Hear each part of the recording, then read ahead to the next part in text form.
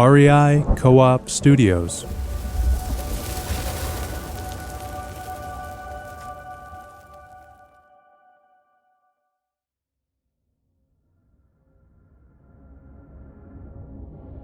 Where were we? Oh, yes. You were trapped, weren't you? Trapped in that tiny, cramped space. So dark you can only tell how small it is by feeling with your hands, searching frantically for a way out. A way that you know doesn't exist. And there's noise all around you. The sound of the space that you're trapped in getting smaller and smaller and smaller. What's that? There's something new down there at your feet. At your feet and then at your ankles. Then it's clawing up your legs. Water. Icy, cold, black water. Rising higher and higher and higher every second, even as the tiny space you're trapped in keeps shrinking. You dig frantically at the wet gravel that keeps piling in, stealing your space. You find one of the wet wooden walls and you press against it. And the wall seems to press you back. Pointless, helpless, hopeless. The water keeps rising, so cold it burns up to your chest now, up to your neck, lapping at your lips, no matter how high you raise them. This will be, you know this will be your last breath before the air runs out. And you use it, despairing, to call out a familiar name.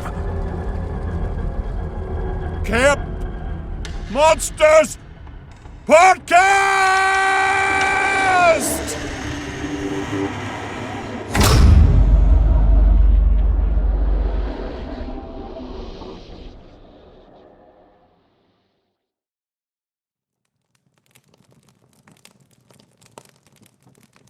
Then suddenly, here you are, back around this warm, crackling little fire on a cold autumn night by the shores of Moon Lake in the remote Uinta Mountains of northeastern Utah.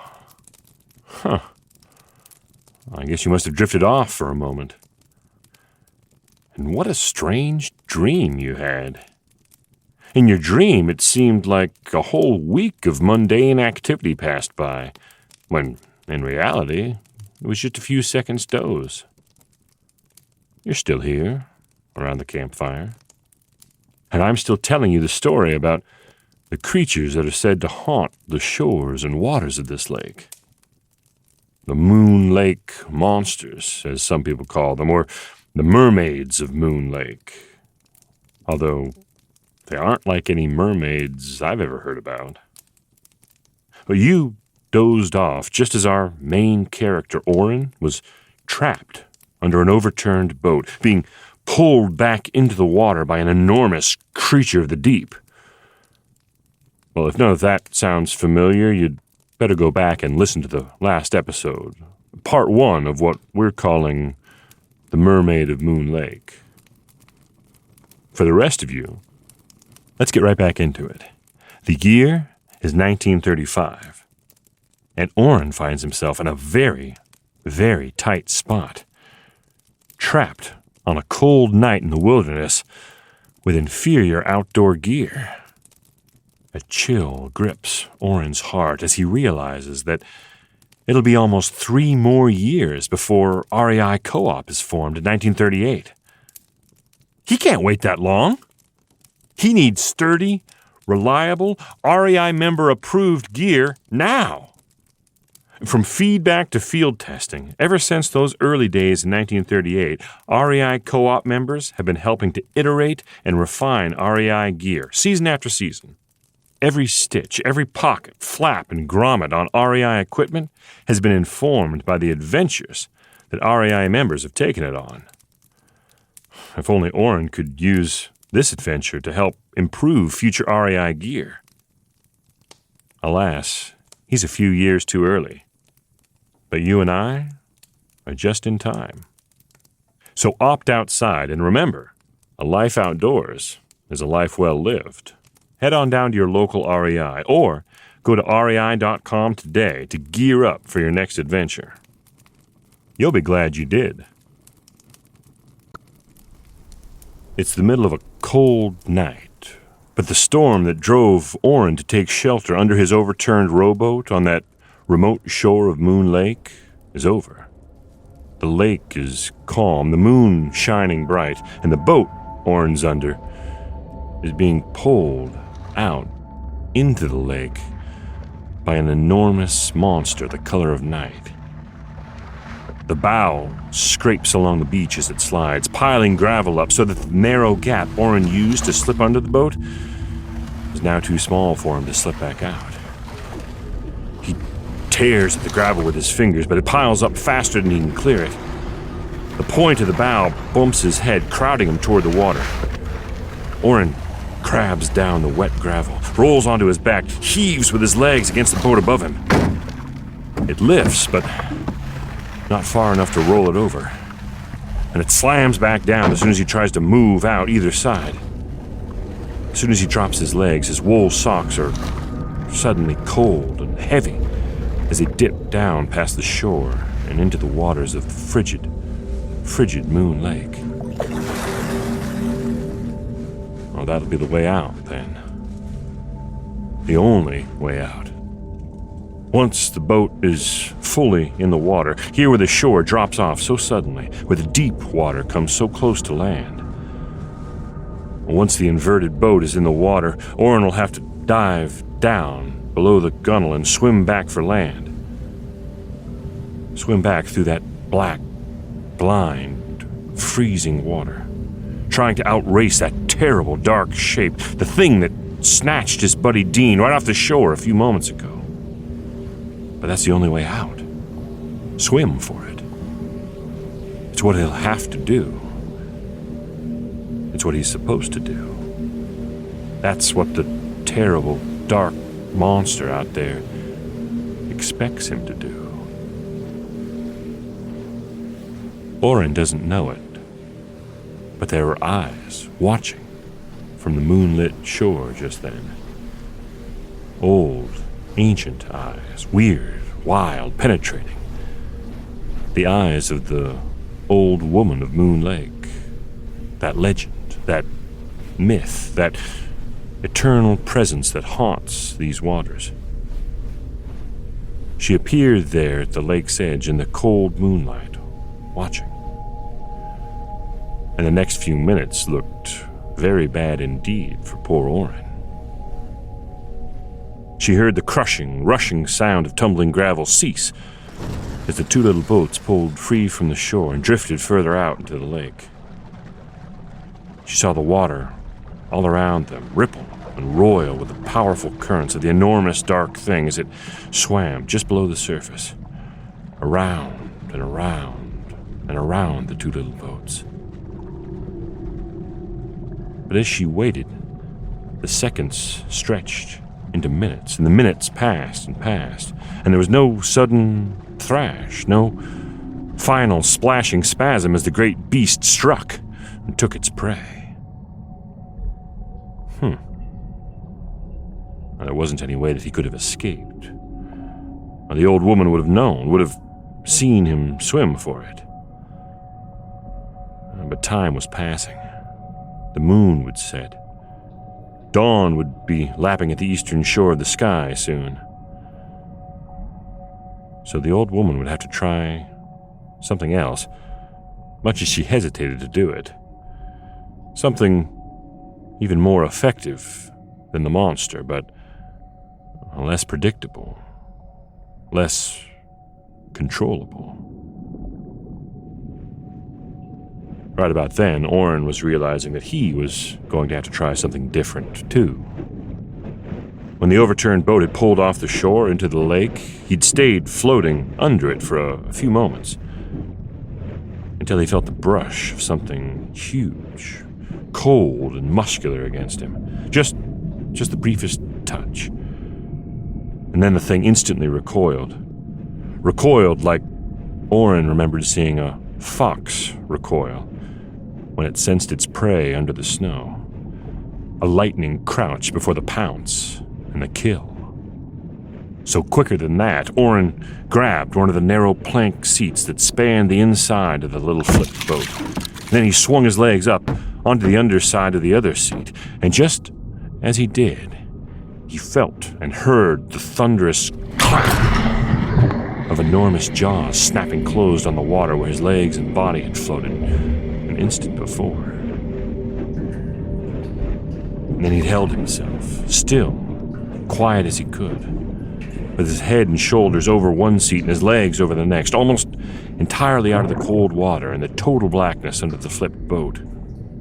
He couldn't see anything, but he could feel the water ripple back and forth beneath him every time a length of the massive thing down there pulsed through the lake beneath the boat. And every time the water rippled like that, it seemed to settle a little higher up on his body. Well, this had nothing to do with the creature, Oren knew. The air pocket trapped inside the overturned boat had found the seams between the planks and was slowly leaking out into the night. Slowly leaking out, along with Oren's hopes. He didn't have any plan other than staying alive as long as he could. And as the water rose higher and higher, creeping up to soak him here and then there, Oren's body shook itself harder and harder in a vain effort to stay warm. And the harder it shook, the faster Oren's shuddering breaths poisoned his ever-shrinking pocket of air. And that's when strange things started to happen down there, under that little boat. Shapes began to take root in the corners of Oren's vision. Beautiful, beautiful, many colored shapes began to sprout and grow. Oren found himself strolling easily through memories that he had no business remembering just then, in this life and death situation. Remember the sound of those gentle, laughing voices in the next room when he waited in that warm parlor in Salt Lake that time. No! Come back here! But his mind was reeling, all off balance, and the force that he had to use to haul himself out of one memory took him right through his cold, deathly reality and out the other side, into another memory. Then he was laughing. I mean, he was really laughing. And the water seemed to be getting warmer, degree by degree. And it didn't matter much that the water was even higher. And he cared less and less about whatever was stirring the lake up just beneath him. Now he was laughing with the guys in the mess hall, belly full and glad to have a job of work in the midst of these lean times, in the midst of this hard life. And Dean was there, and his mother was there somehow, his brother. Well, everyone he'd ever cared for, who'd ever cared for him, living and dead, they were all of them there. I mean, they were right there with him, under the boat. And he knew that if he moved his hand over, even just a little bit, on the edge of that cold, wet seat, he'd feel their hand there, warm, right next to his. What would you have done? How long could you resist? Curiosity, after all. What was it? Something about a cat? Oren couldn't remember. Oren didn't want to remember. He took a deep, Deep breath. And all at once he was all the way back under that horrible boat, gasping bad air with sharp-toothed death swirling the water below him, and the freezing cold reaching the very center of his bones.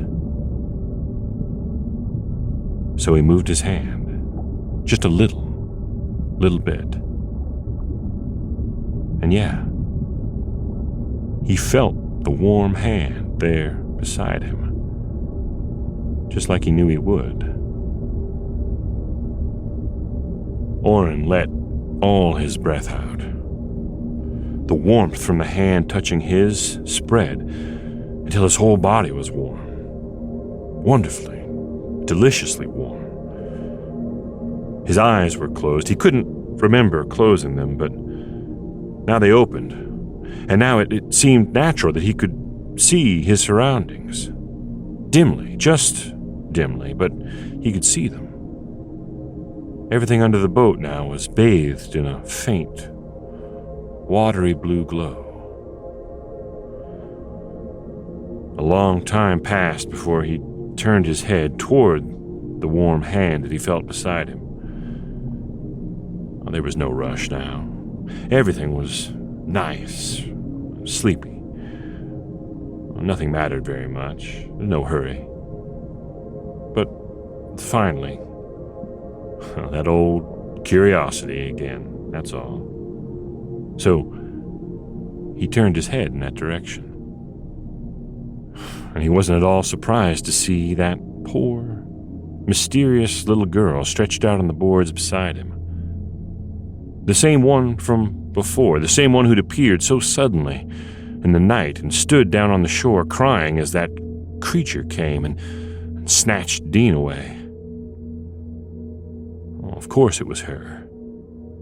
She wasn't real. She was more than real. And he could trust her. She took his whole hand now, and then she slipped off the seats and down into the lake. Now, there wasn't any question of him staying behind. Small though she looked, it was clear that this world of night and storm and impossible creatures, she was a part of it. Oren was a stranger here. She was his only hope of shelter, salvation. He'd go wherever she led him. So Oren slid down off the seats, tensing himself for a shock that never came. He felt the freezing water, but the warmth within him kept the shock at bay. The girl swam down under the surface. He followed her down. And he could see under the water, too. Rippling, dim light, like the moon, filtered, shifting down through the deep.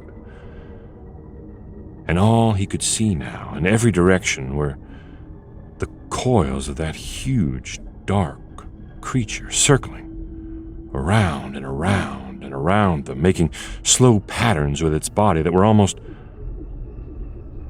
beautiful, hypnotic. When the girl was with him, though, he couldn't be afraid. And then a piece of the pattern, almost like a triangle, began to drift out of its place in the swirling, surging motion, slowly, lazily, like a portent, presaging a new form of the pattern, a new, better form. Oren looked over at the girl and he saw her staring at it too, but he couldn't be sure of her expression. He couldn't see her eyes. He looked back at the place where the pattern was broken, where the triangle drifted toward them. And on the triangle, Oren saw a sharp, half-round reflection, like the moon might make in the lens of a huge, wide, black eye. The girl let go of his hand suddenly, and the cold water stabbed him all over his body. The triangle drifting toward him turned into the head of the creature, speeding in its final lunge.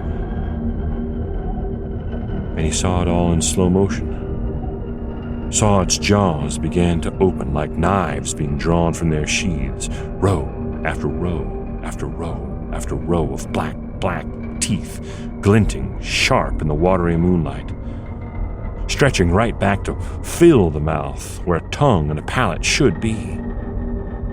The jaws were open incredibly wide, all those rows of sharp black teeth speeding through the water toward him, so fast he didn't even have time to flinch. It was going to happen now. There was nothing he could do. He barely had time to close his eyes.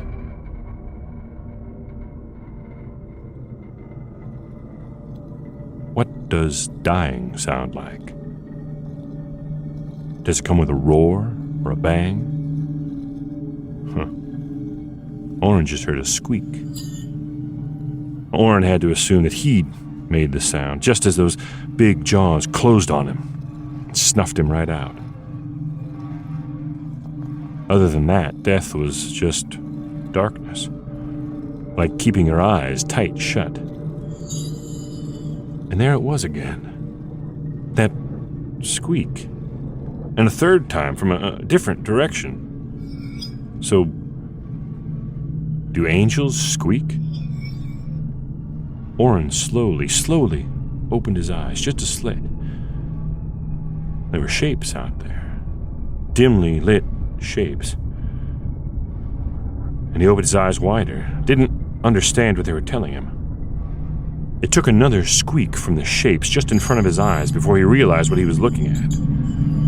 Two huge black teeth of the creature, locked tight together, right in front of him, squeaking where they ground against each other as the monster tried again and again to snap its jaws shut on him. Oren reeled backwards, slicing his hand on a tooth as he did so. The blood in the water sent the beast into an even greater frenzy, its tail slashing, flailing behind it until the surface of the lake above must have been capped in white foam. But the thing's great, ugly head was frozen, stuck with jaws half closed, only held open by the little girl who'd thrown herself in front of him, who had saved him. She looked at Oren now, and the meaning of her look was clear. "Go!" it said. But Oren replied with a look of his own, and then took her arm and pulled her free of the jaws of the creature, which instantly snapped shut behind her. He kicked off the creature's closed snout, and he trusted to the magical powers that the girl seemed to have to keep them both safe. And indeed, as they swam for the surface, the beast swirled and curled around them, creating turbulence in the water that tossed them back and forth, up and down. But it didn't snap at them again. They broke the surface. Funny. Underwater, Oren hadn't felt the need for any breath, like he'd never need to breathe again. But as soon as he took his first lungful of the cool night air, he couldn't get enough of it, and the girl had to support him and gently pull him toward the shore as he gasped and gasped convulsively. They reached the pebbly verge, but, well, of course, the monster could slide some way up the beach. Oren remembered what had happened to his friend Dean. They had to go a few yards further. They had to get back there, into the trees. They were only steps away from safety, but Oren's legs failed him completely. He was cold. So cold now. The freezing water of the lake seemed to have sucked all the strength out of him. He tried to crawl, panic pulling his shaking hands and knees painfully forward. But just a few feet up the rocks, he found something standing in his way. He sank back, exhausted, onto his haunches, and he looked up. There was a figure standing there, wrapped in dark fabric, short but strong in the bright moonlight. Later, all Oren could remember about her was her face. An old woman, looking back at him with with the emptiest eyes that Oren had ever seen. He looked into those eyes, searching for warmth, for help, for pity, but couldn't find any. Nothing but a cold, blank eternity stretched behind those eyes, a dark, shining eternity, like the glassy stare of a bird of prey at rest. Oren didn't know what she was going to do, but that look didn't promise anything good. And whatever she wanted to do, he was powerless to resist. Just then the girl splashed her feet out of the water beside him, crunched lightly up the gravel until she stood between the old woman and Oren's crumpled, kneeling body. She glanced back at Oren, and she gave him one more of those looks that were at once so unreadable yet so comforting. Then the old woman opened one of her withered, shawl-draped arms, and the little girl stepped forward into a long, tight hug, and she never stepped out. When the old woman straightened up, she was alone. The little girl had disappeared completely. But the old woman's eyes. Now her eyes had changed just as completely as the girl had disappeared.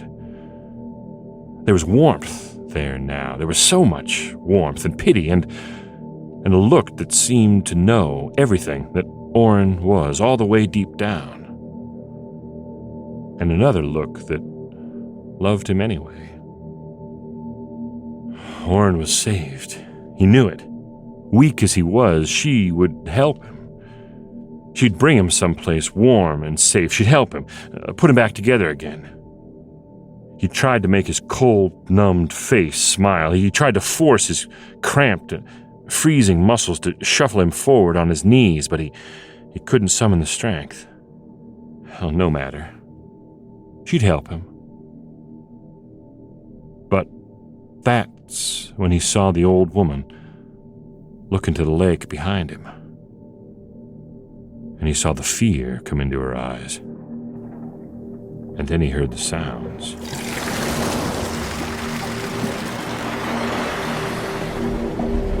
The great head of the creature slid slowly onto the beach just beside Oren, staring at and through him with that great, black, shining, savage eye. It cracked its serrated mouth open to show the tops of its huge, black teeth, grinning at him in mocking satisfaction. And it worked its jaws up and down ever so slightly, as if to remind Oren where he might, should, could have been,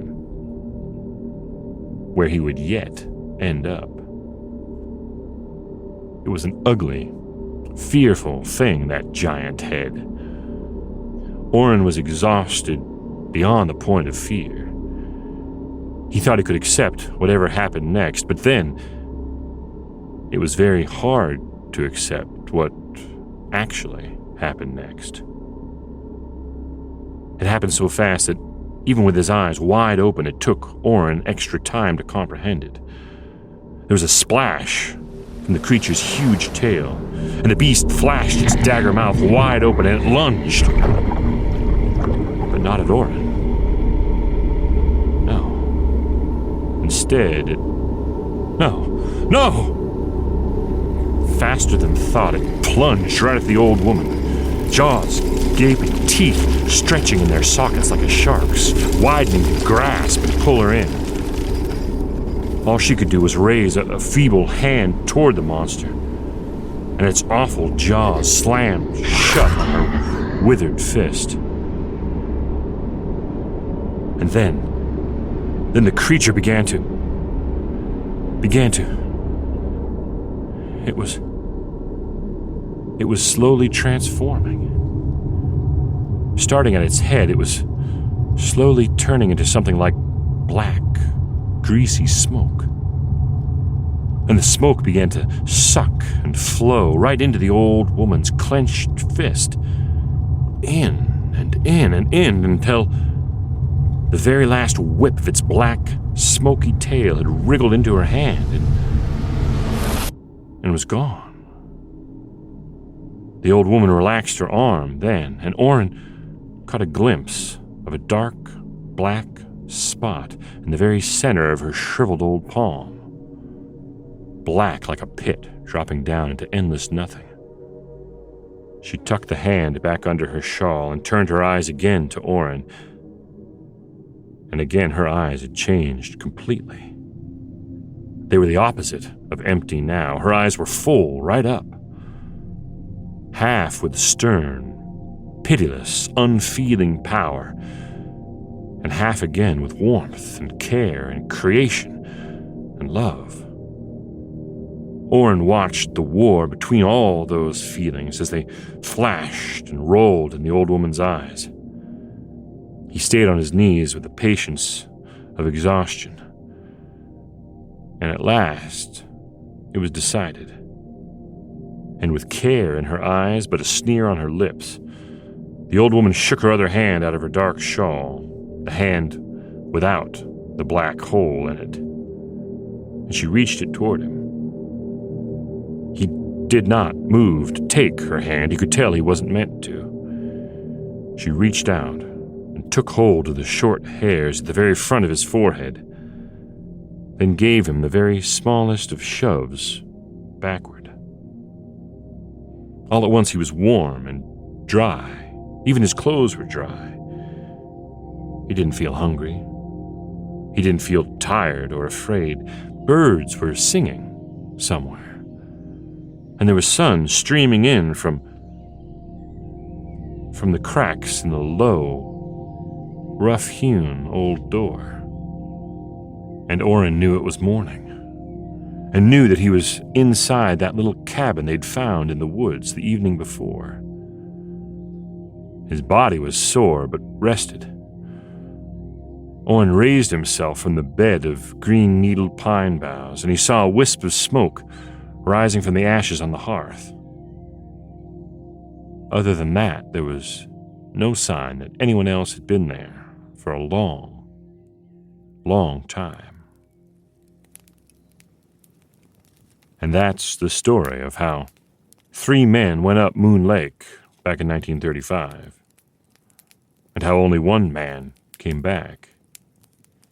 Oh, Oren had a terrible time convincing the authorities that he hadn't been involved in the disappearance of one or both of the other men, but the police could uncover no motive, no bodies, no proof.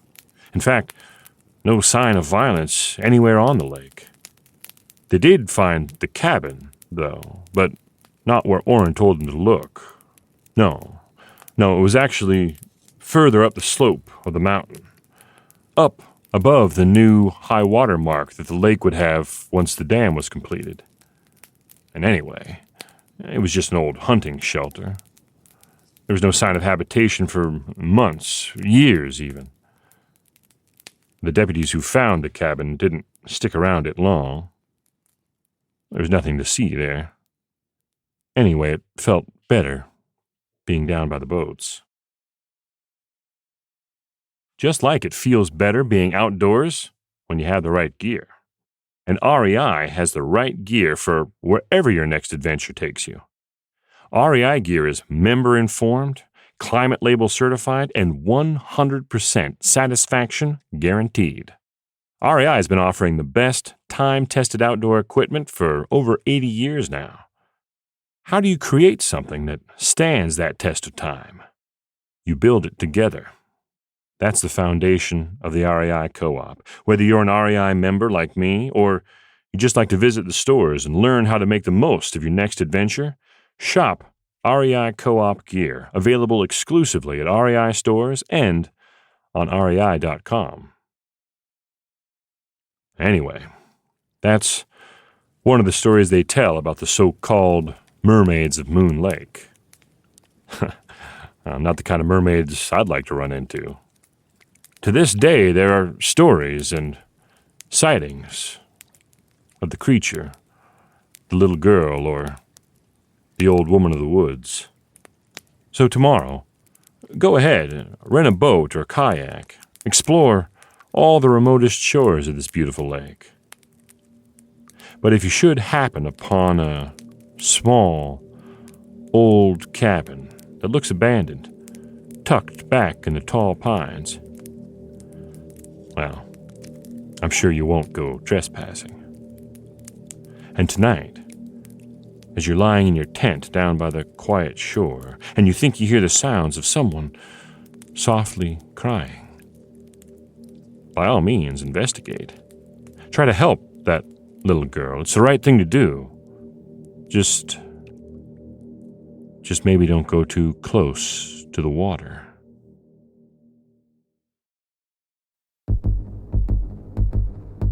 Or else our sound designer Nick Patry might get you. Legend has it you can still see him out there at the last light of dusk, crouched by the water, trying to capture the perfect sound effects. But his efforts are always foiled by the constant, irrepressible stream of questions and commentary coming from yours truly, writer and host Weston Davis. Did you get it, Nick? Whoa, that's a good splashy sound, isn't it? Is that a boom mic? What's the fuzzy cover on it for? Is it time for dinner yet? How many tents can you count from here? Oh, I think I saw a fish. No, it's just light in the water. No, it was a fish! Dick, look, there's a fish down there. Then suddenly, bursting from the depths of Moon Lake like an enraged lake monster, is our senior producer, Jenny Barber, who insists that this cold plunging stuff is invigorating and healthy. But try telling that to our executive producers, Paolo Motola and Joe Crosby, huddled, knee-deep in the water, trying to bite back tears because their toes are just so cold. We've said it before, and we'll say it again. You are the reason that Camp Monsters exists. And when you speak, we do our best to listen. Well, you've been asking for Camp Monsters merch, and now it's here. Follow the link in the show notes to see how you can help spread the word about Camp Monsters by rocking some amazing Camp Monsters gear. Only while supplies last, so don't wait. Next week on Camp Monsters, we'll be going across the country to the coast of North Carolina. The forest grows thick there, very, very thick. But back in the depths of it, there are signs that people tried to live there long, long ago. What happened to them? Well, if you go deep enough back there, back where the branches press so close that you can't push through them anymore, you may find something strange. Or something strange may find you. See you next week. Camp Monsters is part of the REI Podcast Network. The stories we tell here are just that, stories. Sure, some of them may be inspired by the things people say they've seen around the shores of Moon Lake in the twilight. But it's up to you to decide why, when they looked again, there was nothing there at all. Thank you for listening. Thank you for sharing Camp Monsters. Thanks for posting nice reviews. Thanks for telling your friends. The more listeners we draw in close to our firelight, the longer we'll get to keep telling these stories. See you next week, back here around the campfire.